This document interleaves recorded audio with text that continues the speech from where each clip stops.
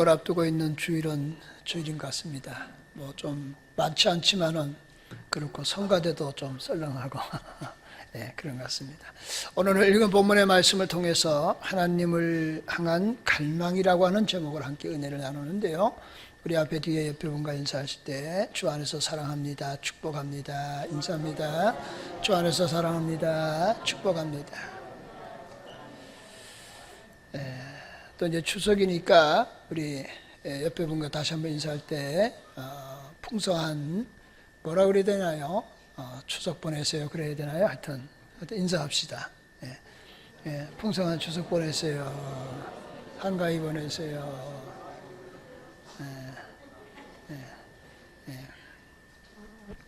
제가 어떤 책에 어느 목사님의 그 글 가운데 마지막 예배라고 하는 제목의 글을 읽어봤습니다. 이제 어느 목사님의 아내죠. 그러니까 사모님인데요. 암이 재발하신 거예요. 그래서 이 부부가 마지막으로 함께 주일 예배를 드렸다는 거예요.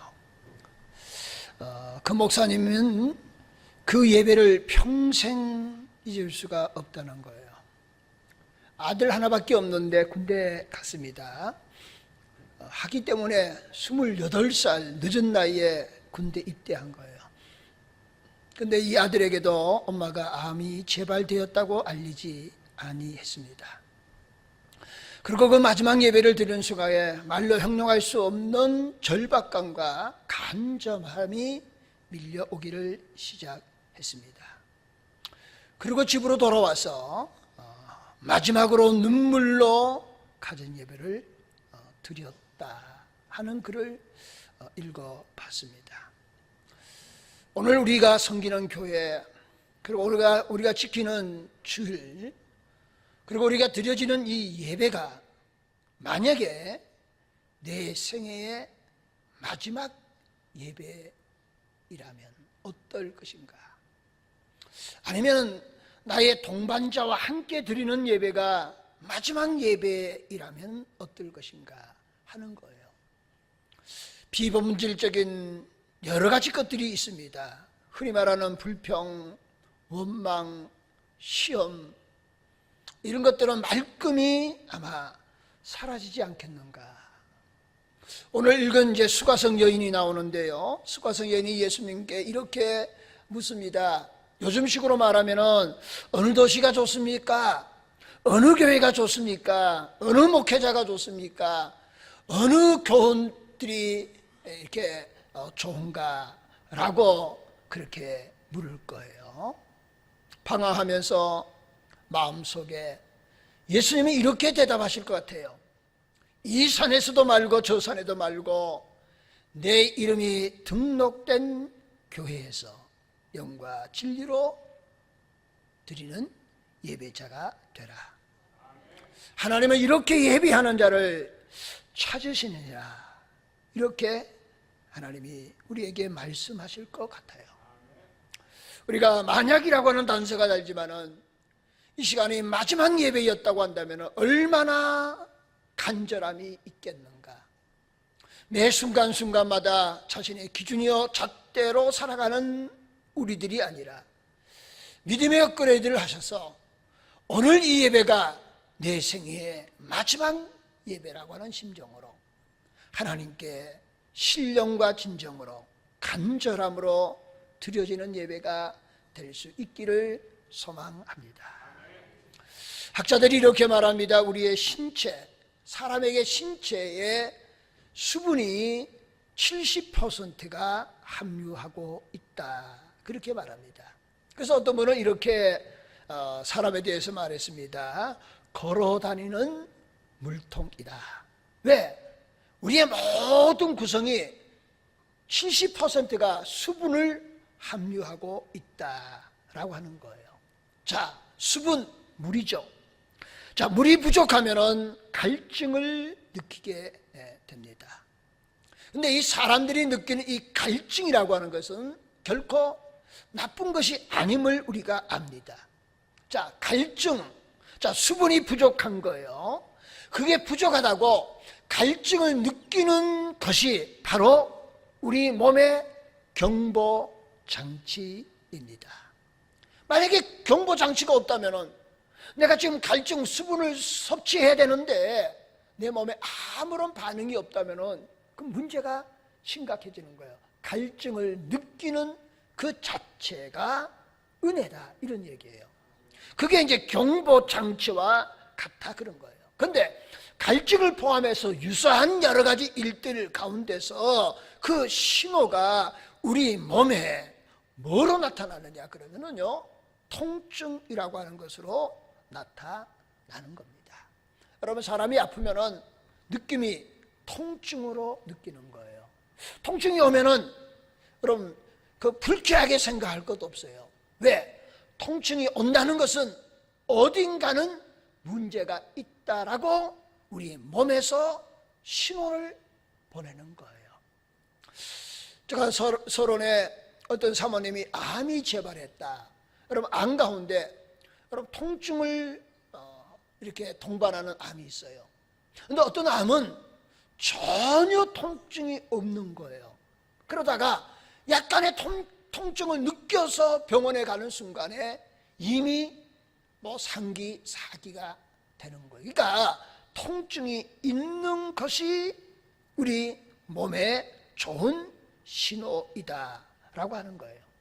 그러므로 통증을 느낄 때에 여러분 진통제로 제압해야 할 대상이 아니라 우리의 몸에 어떤 곳이 약한 곳이든 아니면 병든 곳이든지 그 통증을 통해서 살펴보라고 하는 경고의 사인이다, 그런 거예요. 근데 이 통증은 우리의 육신의 아픔의 통증만 있는 것이 아니라는 거예요. 우리 마음의 통증도 있다, 그런 거예요. 그래서 심리적인 통증이 우리에게 올 때가 있습니다. 짜증이 납니다. 왜 그럴까요? 심리적인 통증이에요. 뭔가 불편하면은, 뭔가 내 마음이 편하지 않으면은 심리적으로 통증이 온다는 거예요. 짜증이 납니다. 우울해집니다. 그 다음에 허탈합니다. 허무해집니다. 불안합니다. 걱정이 밀려옵니다. 염려, 두려움, 그리고 고통이라든가 아니면 의기소침하거나 자포자기하거나 이런 것들로 나타나게 된다는 거예요. 이런 증상이 나타나면은 쉽게 말해 우리 신앙으로 말하면은 뭐가 다 못마땅한 거예요. 불편하게 보이는 겁니다. 그리고 조금만 있으면 시험이 드는 거예요. 이런 증상이 나타난다고 하는 얘기는 이런 거예요. 내 내면에 무엇인가 문제가 있다는 거예요. 내 내면의 세계에 뭔가 고갈되어져 있다는 거예요. 이걸 신앙적으로 말하면은 영적 갈증에 빠져 있다는 거예요. 육신적인 갈증도 동일하지만은 영적 고갈, 갈증도 심각하다는 거예요.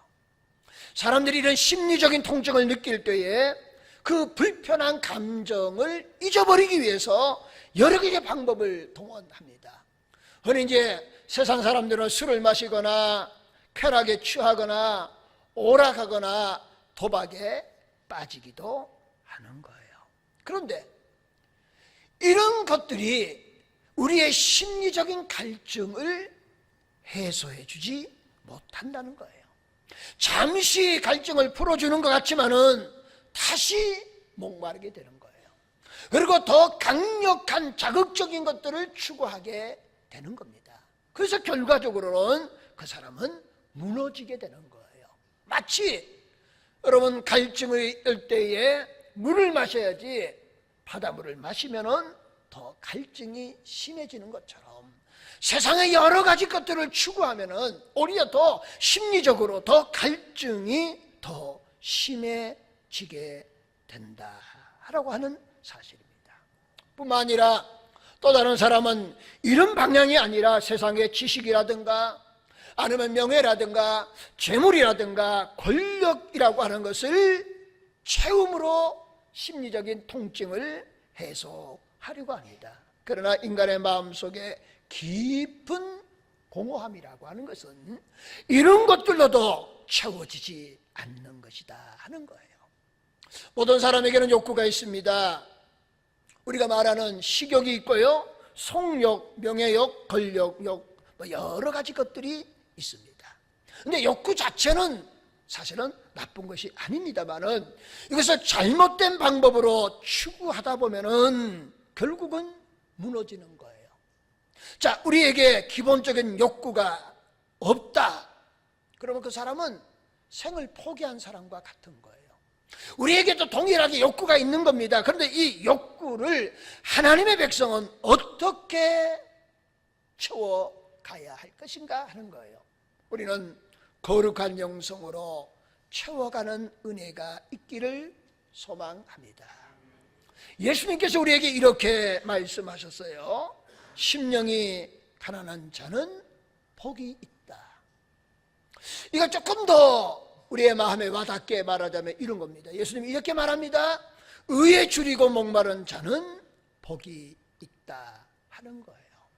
자, 우리의 육신의 목마름, 우리의 심리적인 목마름, 우리의 영혼의 목마름에 대해서 흔히 말하는 세상의 쾌락을 추구하고 성공, 출세, 여러 가지 욕구를 채우려 하면은 그는 바닷물을 마시는 거와 같은 거예요.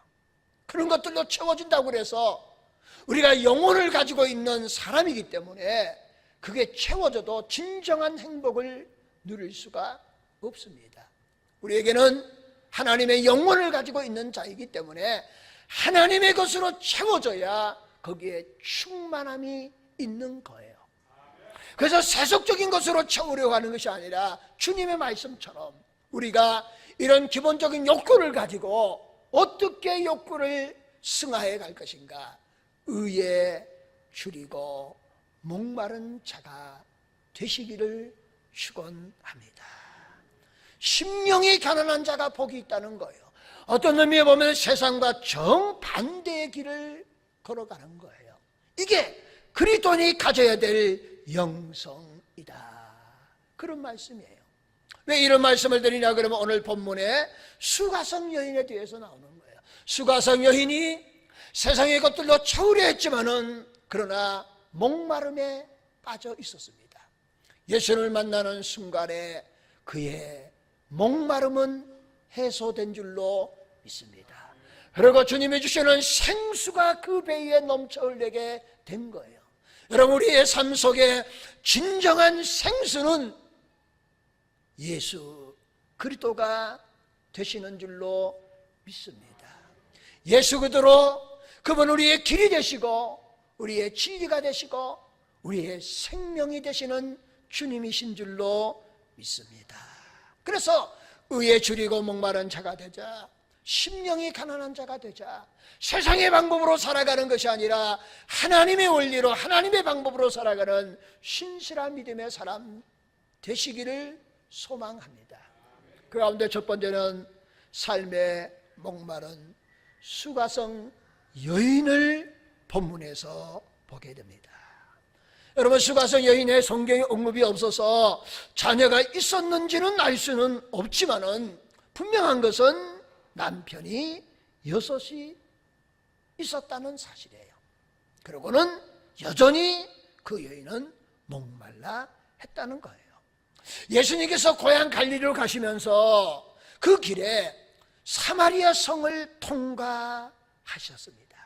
그리고 이 목말라하는 이 여인을 만나기 위해서 주님은 우물가에서 이 여인이 물을 기르러 오실 것을 아시고 기다리고 계셨다. 성경은 그렇게 언급합니다. 우리가 읽은 본문의 말씀 가운데 요한복음 3장과 4장에 두 사람이 등장합니다. 3장에는 니고데모라고 하는 사람입니다. 4장에는 수가성 여인입니다. 공통점은 이거예요. 모두가 다 예수를 만났다가는 공통점이 있다는 거예요. 그런데 보세요. 자, 니고데모는 어떤 사람입니까? 라고 하는 거예요. 니고데모는 산헤드린 의원 신분입니다. 우리로 말하면 국회의원입니다. 교육 수준이 높은 사람이에요. 유대인 가운데 바리새인들이 있습니다. 근데 이 니고데모는 어떤 사람이냐 그러면 바리새인 중에 바리새인이에요. 그 당시에 유대인들에게 있어서 바리새인들은 가장 존경받는 사람이었습니다. 보십시오. 니고데모는 재물도 있습니다. 권력도 있어요. 학식도 있습니다. 명예도 가졌습니다. 그리고 많은 사람들로부터 존경까지 받아요. 그러면 뭐가 부족할 것이 뭐가 있겠냐 그거예요. 우리로 말하면은 성공한 사람입니다. 출세한 사람입니다. 그것도 사람들로부터 존경받는 사람이에요. 아쉬울 일이 하나도 없게 보이는 사람이었습니다.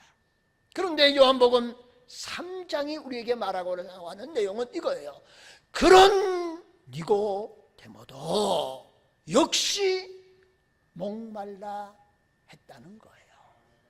자, 모든 인간이 세상의 모든 것들을 완벽하게 가졌다 할지라도 모든 인간은 다 목말라 하고 있다라고 하는 거예요.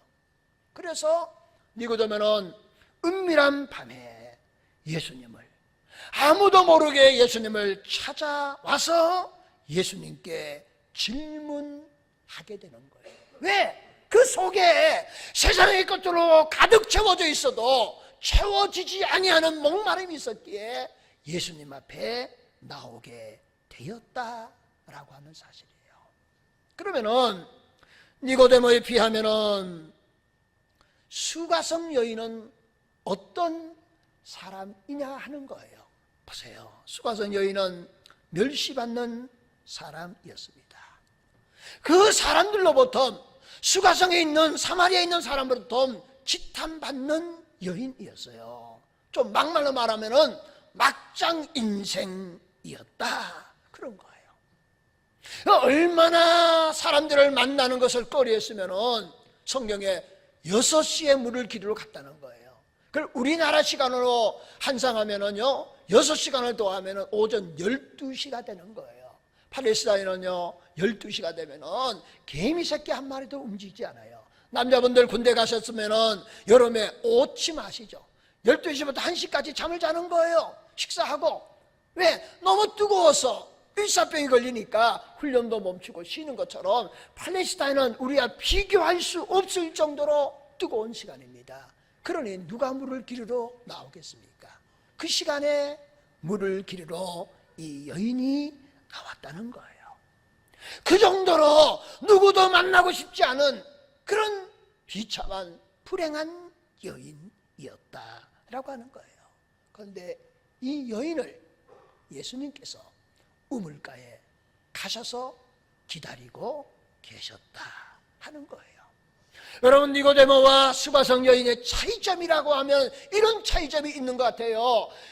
니고데모는 본인이 영적 목마름을 해소하기 위해서 예수님을 찾아갔지만은 천한 이 여인은 예수님을 찾아간 것이 아니고 예수님이 이 여인을 찾아가신 줄로 믿습니다.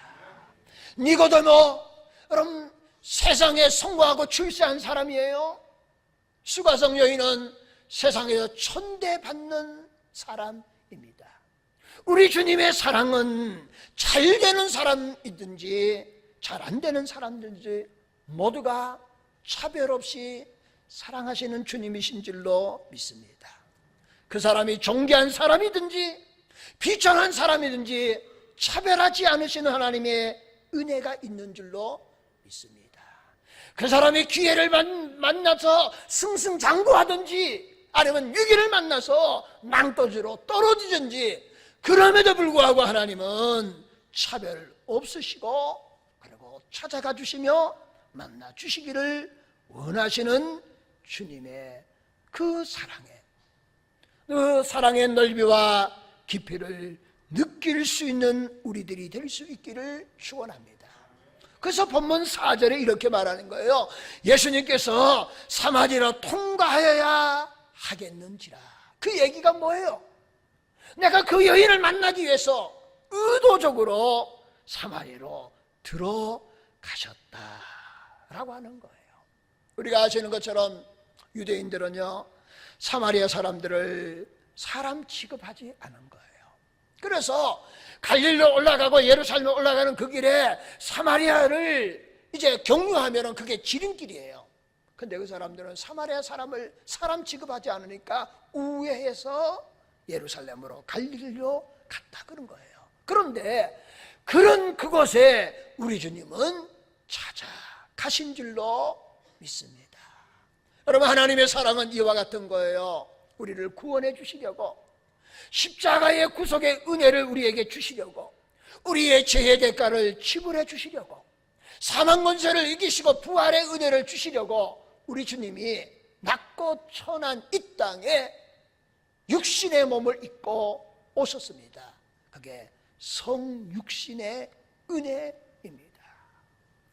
예수님이 이 땅에 오심으로 부귀영화를 누리거나 권력을 누린 것이 아니라 우리와 동일한 인생고를 겪으시고, 그리고 마지막 종국에는 우리를 사랑하셔서 우리를 구원하시려고 십자가의 형벌을 친히 짊어지셨습니다.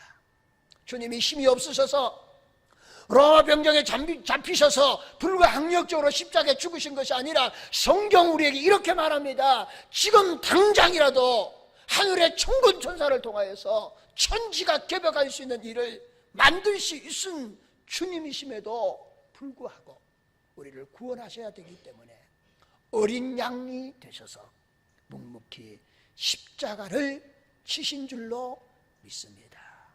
그 주님의 사랑이 오늘 니고데모도 만나 주실 뿐만 아니라 천한 여인, 수가성 여인도 만나 주신 거예요. 그 은혜가 오늘 우리에게도 동일하게 주어졌음을 믿을 수 있기를 축원합니다. 여러분, 수가성 여인, 사마리아 성, 유대인들의 관계를 아시죠?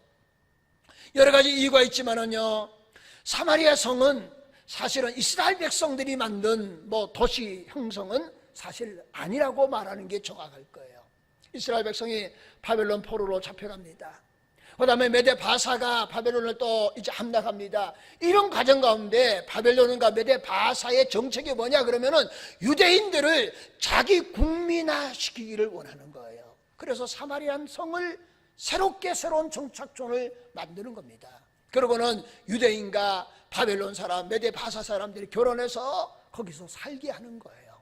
그래서 그 사람들이 유대인화 되지 않고 자기 바벨론이나 메데 바사화 되도록 만드는 도시가 사마리아 성이에요.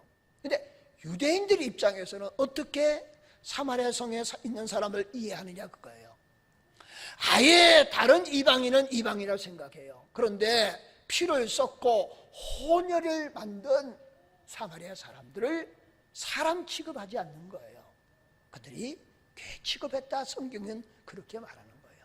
그런 그곳에 주님이, 유대인들이 사마리아 사람을 상종하지 않은데 예수님은 그곳에 가셨다 그거예요. 그것도 여러분, 예수님이 특히 어떤 지금은 이제 5명의 남편이 있었고 지금은 아무래도 정부인 것 같아요. 그러니까 정상적인 결혼의 상태에 있는 남자는 아니었던 것 같아요. 그렇게 사는 어쨌든 그 여인을 예수님이 우물가에서 대하면은, 요즘으로 말하면은 스캔들이 날 수 있습니다. 악성 댓글이 달릴 수도 있어요. 이런 위험한 요소가 있음에도 불구하고 예수님은 그 여인을 만나 주셨다는 거예요. 예수님이 사역할 때에 예수님을 향하여서 선생이여, 그 랍비라고 하는 얘기예요. 그 랍비는 그 당시에 지도자급에 속하는 겁니다. 유대인들의 관리에 의하면 이런 지도자들이 낮고 천한 사람과 대하는 것을 사실은 금한 거예요. 그러니까 유대인들이 사마리아 사람들을 상종하지 않았습니다. 뿐만 아니라 한 아내를 외간 남자가 대하는 거 위험한 요소가 있습니다. 그러고는 지도자급이 천한 사람과 대하는 것을 금했어요. 이런 삼중 장애가 있음에도 불구하고, 이런 삼중 편견이 있음에도 불구하고 그것을 맞서시고 깨뜨리셔서 주님은 수가성 여인을 만나 주신 줄로 믿습니다.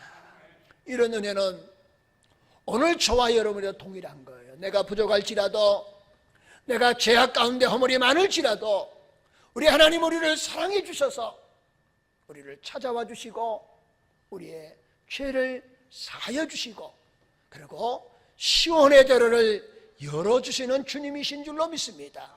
하나님과 나 사이에 어떤 장애물이 있다 할지라도 하나님의 사랑은 그 장애물을 뛰어넘는 은혜가 있는 줄로 믿습니다. 이걸 저는 이렇게 설명하고 싶어요.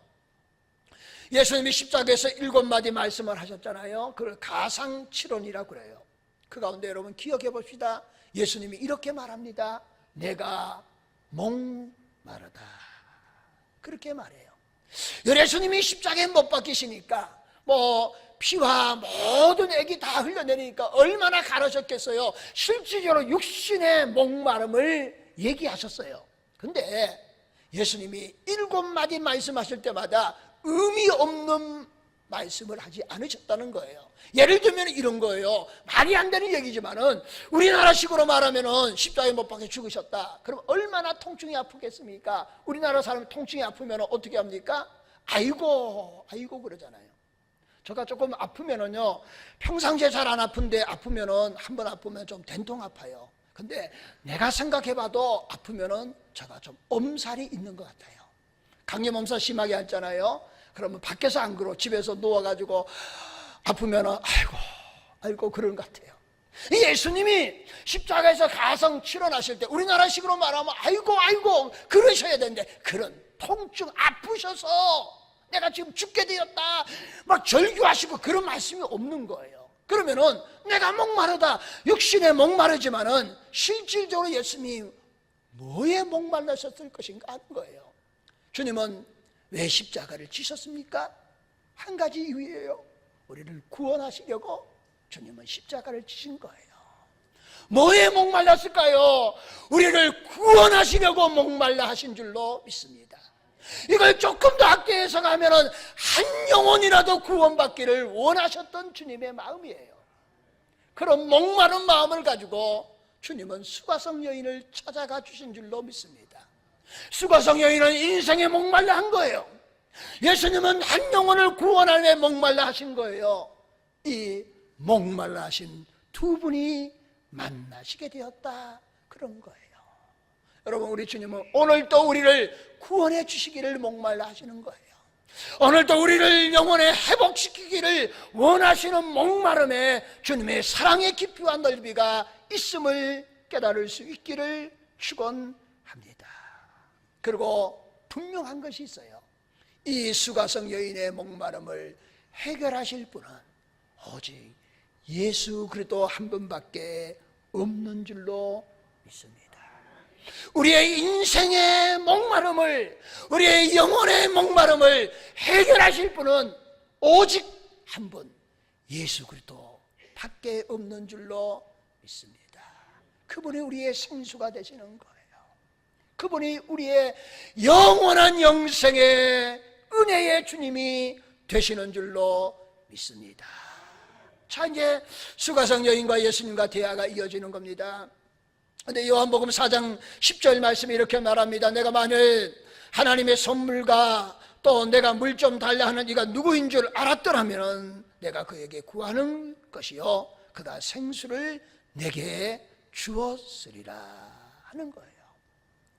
자, 이 대화를 이렇게 얘기할 수 있어요. 여인이 물을 기르러 온 거예요. 근데 물을 기르러 왔는데 아마도 우물이 깊어요. 그 우물이 깊은 곳에 이제 물을 뜨려면은 이제 바가지, 뚜레박이 있어요. 아마 줄이 있을 거예요. 깊다는 거예요. 근데 아마 거기에 있는 것이 아니라 각자가 가져와서 그걸 뜨는 것 같아요. 그런데 자, 물을 뜰 수 있는 사람은 누굽니까? 물동이를 들고 온 여인밖에 없어요.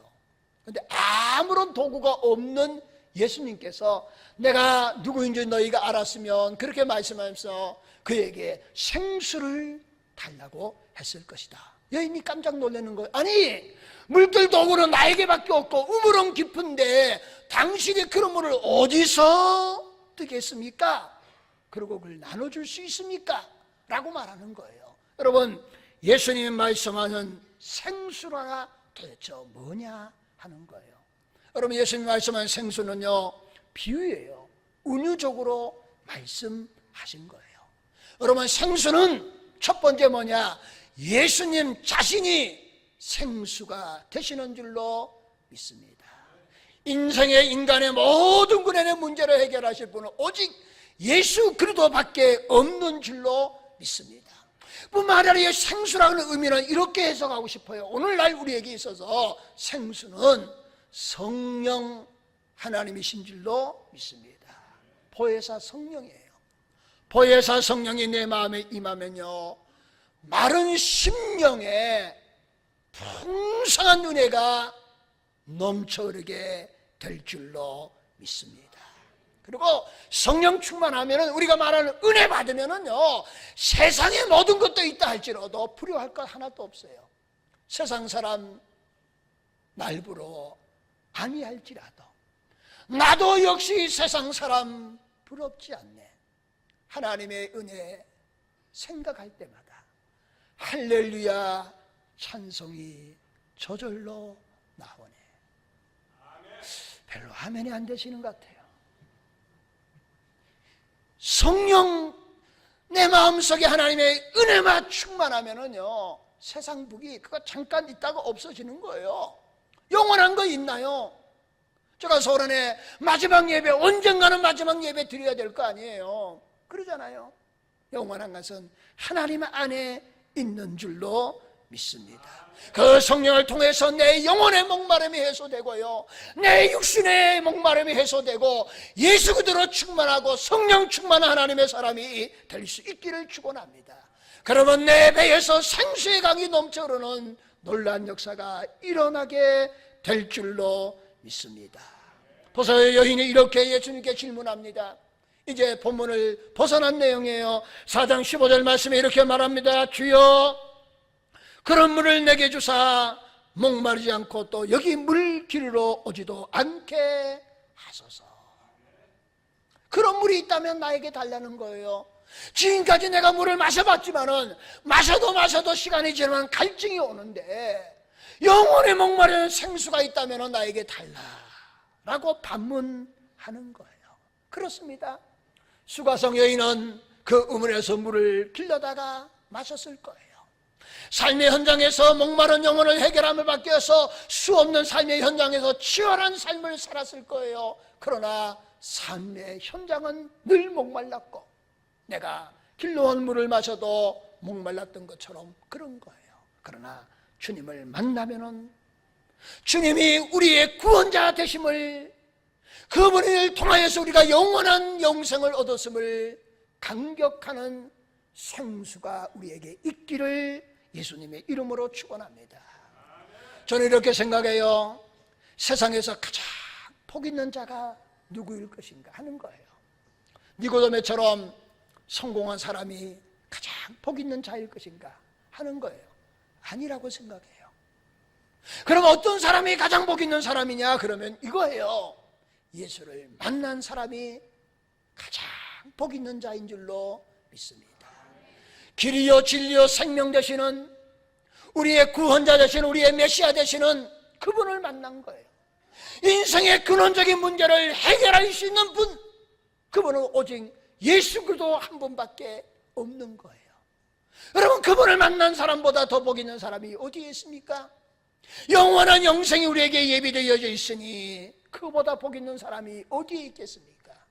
잠깐 잘 살다가 영원한 지옥에 들어가는 사람보다다 이 땅에 살아가는데 하나님 말씀대로 살아가며 때로는 고난을 당할지라도 복음 안에서 살아가다가 영원한 하나님의 나라에 하나님과 영원토록 영광을 누릴 수 있는 은혜의 백성이 된 그 자와 그런 사람, 얼마나 복 있는 사람인가를 우리는 깨달아야 될 줄로 믿습니다.